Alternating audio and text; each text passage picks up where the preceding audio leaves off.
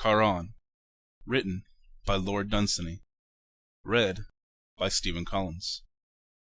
Charon leaned forward and rode. All things were one with his weariness. It was not with him a matter of years or of centuries, but of wide floods of time, and an old heaviness and a pain in the arms that had become for him part of the scheme that the gods had made, and was a piece with eternity. If the gods had even sent him a contrary wind, it would have divided all time in his memory into two equal slabs. So grey were all things, always where he was, that if any radiance lingered a moment among the dead, on the face of such a queen perhaps as Cleopatra, his eyes could not have perceived it. It was strange that the dead nowadays were coming in such numbers. They were coming in thousands where they had used to come in fifties.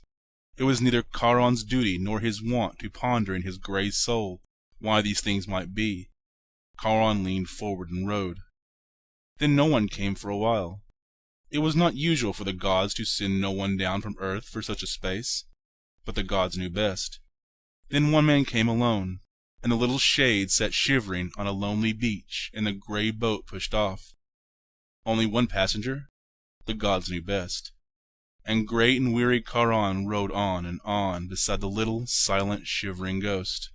And the sound of the river was like a mighty sigh that Grief in the beginning had sighed among her sisters, and that could not die like the echoes of human sorrow falling on earthly hills, but was as old as time and the pain in Charon's arms.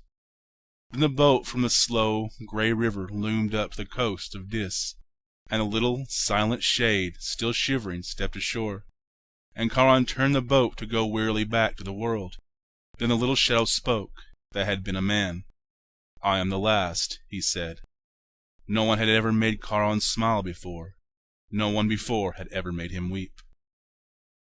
This is the end of Charon, written by Lord Dunsany.